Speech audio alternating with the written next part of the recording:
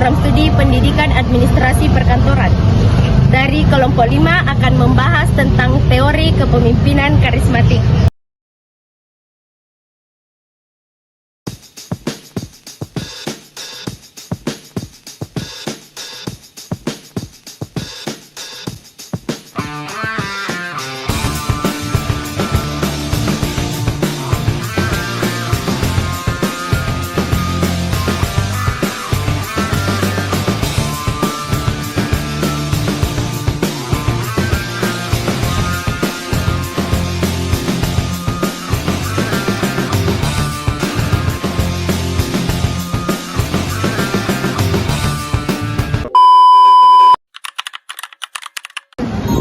Teori kepemimpinan karismatik adalah teori yang menjelaskan bahwa seorang pemimpin memiliki pengaruh yang luar biasa terhadap pengikutnya karena kualitas pribadi yang dianggap istimewa, baik berasal dari anugerah maupun kemampuan yang dibentuk. Karisma seorang pemimpin menimbulkan loyalitas dan komitmen tinggi dari pengikutnya, terutama dalam situasi krisis ataupun ketidakpastian. Max Weber mengemukakan konsep tentang karismatik authority yang berarti karisma adalah bentuk kewibawaan istimewa yang muncul di tengah krisis, bersifat irasional dan dianggap anugerah Tuhan. Pemimpin karismatik sering dilihat sebagai sosok penyelamat. Selanjutnya ada Stephen J. Carroll yang mengemukakan bahwa karisma bukanlah anugerah mistis, melainkan hasil dari kompetisi atau posisi individu seperti kemampuan komunikasi, manajerial yang mendapat respon positif dari pengikut. Teori kepemimpinan karismatik menekankan pada pengaruh pemimpin yang berasal dari persona pribadi, visi yang kuat, dan kemampuan komunikasi. Pemimpin membangun ikatan emosional dengan pengikut, dipandang sebagai sosok luar biasa dan agen perubahan. Adapun konsep teori karismatik yang pertama itu pengaruh melalui persona, bukan kekuasaan formal. Yang kedua, hubungan emosional yang kuat dengan pengikut. Tiga, dipersepsikan sebagai figur heroik. Yang keempat, membawa perubahan positif. Adapun prinsip utama teori karismatik yang pertama, visi jelas dan menginspirasi. Yang kedua, komunikasi yang efektif. Yang ketiga, kepercayaan diri tinggi.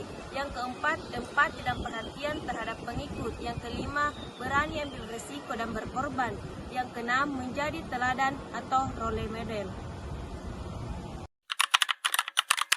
Pertama, dapat menginspirasi dan memotivasi anggota organisasi untuk mencapai tujuan bersama.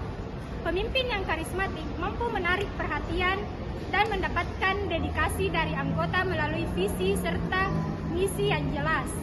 Kepemimpinan karismatik dapat meningkatkan antusiasme dan komitmen anggota melalui kemampuan mereka mempengaruhi dan menginspirasi.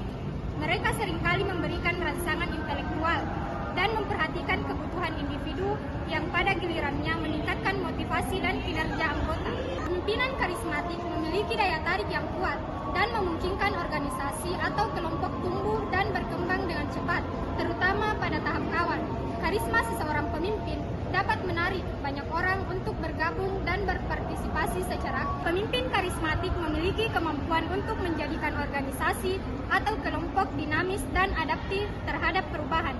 Kepemimpinan karismatik cenderung inovatif, berani mengambil risiko, dan cepat beradaptasi dengan situasi baru. Dengan demikian, kepemimpinan karismatik seringkali membawa dampak negatif yang signifikan terhadap organisasi dan pengikutnya. Salah satu kelemahan utama adalah ketika pemimpin lebih menekankan kecenderungan pribadi dari proses kepemimpinan berorientasi pada tujuan kolektif. Dalam hal ini, daya tarik pribadi pemimpin dapat mengaburkan objektivitas dalam pengambilan keputusan yang berorientasi merugikan organisasi dalam jangka panjang. Selain itu, pemimpin karismatik yang tidak sehat cenderung menuntut loyalitas mutlak dari pengikut, menciptakan budaya kesetiaan buta yang menghambat pemikiran kritis dan inovasi. Karismatik menjelaskan bahwa seorang pemimpin mampu mempengaruhi dan menginspirasi pengikutnya melalui pribadi yang kuat, visi yang jelas, dan daya tarik yang emosional. Pengikut biasanya loyal karena kagum dan percaya pada pemimpinnya. Menurut Weber, 1940, karisma adalah kekuatan yang luar biasa yang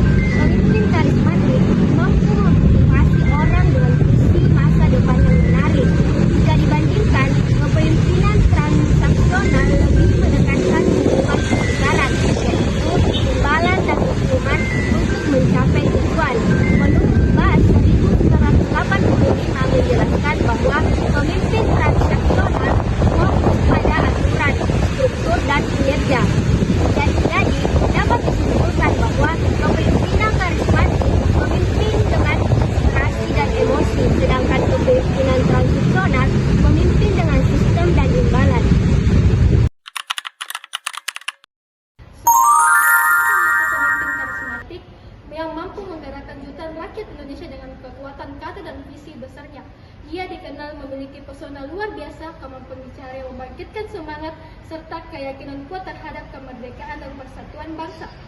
Melalui gaya kepemimpinannya, Soekarno menanamkan rasa percaya diri bahwa bangsa Indonesia mampu berdiri sendiri tanpa penjajahan.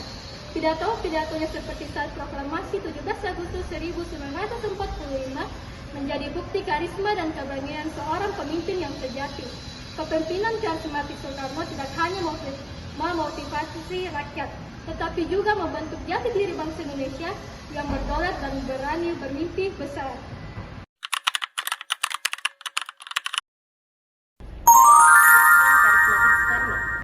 Soekarno menunjukkan gaya kepemimpinan karismatik melalui visi besar tentang Indonesia yang merdeka dan bermartabat. Ia memiliki kemampuan komunikasi dan retorika yang menginspirasi dan mampu membangkitkan semangat nasionalisme rakyat. Dengan karismanya, Soekarno berhasil menyatukan keberagaman suku, agama, dan ideologi menjadi satu semangat persatuan bangsa. Ia juga menjadi simbol perjuangan dan identitas nasional Indonesia. Namun, karisma yang terlalu kuat menyebabkan ketergantungan berlebihan pada sosoknya, menjadi salah satu tantangan dalam kepemimpinannya.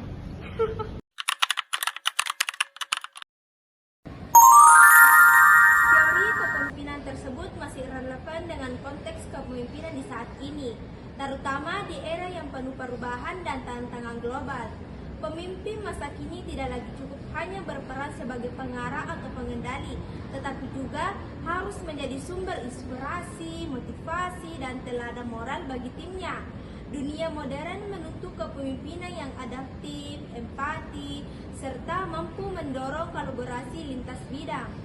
Dalam lingkungan kerja yang semakin dinamis dan digital, teori kepemimpinan seperti ini membantu pemimpin untuk membangun kepercayaan, motivasi karyawan, dan menciptakan budaya kerja yang positif. Misalnya, di tengah perkembangan teknologi dan tekanan globalisasi, seorang pemimpin transformasi mampu menggerakkan perubahan dengan misi jangka panjang, sementara pemimpin pelayan dapat menumpuk rasa kebersamaan dan kesejahteraan anggota tim. Terakhir, penerapan teori dalam organisasi modern dan dunia pendidikan bisa dilihat sebagai fondasi untuk membentuk struktur budaya serta proses kerja yang lebih efektif dan adaptif. Dalam organisasi modern, teori manajemen, kepemimpinan, atau psikologi organisasi membantu dalam merancang sistem kerja yang memaksimalkan potensi individu dan tim, mendorong inovasi, serta meningkatkan produktivitas. Teori ini juga memungkinkan organisasi untuk beradaptasi dengan perubahan lingkungan yang cepat, seperti perkembangan teknologi dan dinamika pasar. Di dunia pendidikan, teori pembelajaran dan perkembangan manusia menjadi panduan penting dalam merancang kurikulum, metode pengajaran, dan evaluasi yang sesuai dengan kebutuhan siswa. Ini membantu menciptakan lingkungan belajar yang inklusif dan mendukung perkembangan kognitif, emosional, serta sosial peserta didik. Selain itu, penerapan teori dalam pendidikan memungkinkan guru dan institusi untuk mengidentifikasi cara terbaik dalam memotivasi siswa, mengelola kelas, serta mengembangkan potensi individu secara holistik. Sementara dalam kepemimpinan karismatik membangun kepercayaan publik dan mendorong partisipasi masyarakat menjadi visi dan integritas. Sementara dalam korporasi, mereka menjadi motor inovasi, menumbuhkan loyalitas karyawan dan memperkuat citra perusahaan. Meski demikian, karisma perlu diimbangi dengan manajemen profesional agar organisasi tidak bergantung pada figur kepemimpinan semata, melainkan berjalan dengan tata kelola yang berkolaboratif dan berkelanjutan. Adapun kesimpulan dari kepemimpinan karismatik adalah kepemimpinan karismatik merupakan gaya kepemimpinan yang mengandalkan daya tarik pribadi, kewibawaan, dan kekuatan moral untuk menginspirasi serta mempengaruhi para pengikutnya. Karismatik menjadi kunci dalam membangun kepercayaan, menanamkan visi bersama, dan mendorong semangat kolektif. Gaya kepemimpinan ini membawa manfaat besar seperti meningkatkan motivasi, kolaborasi, dan adaptasi organisasi terhadap perubahan.